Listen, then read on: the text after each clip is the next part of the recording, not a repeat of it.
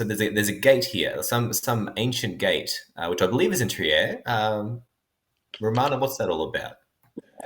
So the wine growing, it's always the easiest question when you are in a WSET exam and you are talking about history.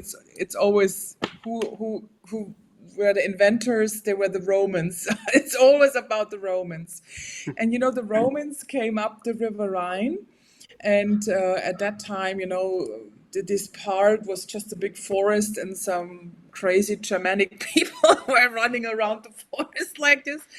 So the Romans came up the Rhine, and also at the Mosel, and Trier is the oldest town in Germany, and it's 4th century BC, and it was also the bishop was there then. And by the way, what you see where I'm on the picture with this lady, she is responsible for the bishop's winery, and Trier is a beautiful city, and this is a Roman gate. And it's still, since 1600 years, this Roman gate is there. It's UNESCO World Heritage, and it was part of the city wall, and it's still existing, which is amazing. Yeah, and Trier is a crazy city, so some amazing, also important citizens. One citizen who went to the gymnasium at the city was Karl Marx, the founder of the communism.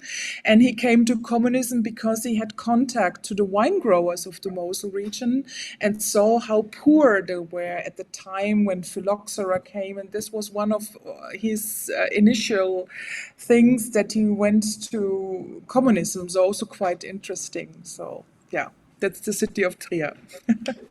So, I mean, the region can inspire you in more ways than one, I suppose. Gary, there's a gentleman there holding a book. Can you speak to? I mean, I think he spoke about that. The book was quite inspiring. Can you tell us about that? Yeah, so this is a field trip we took one day down to the Saar, which Romana was just saying is a tributary off of the Mosel.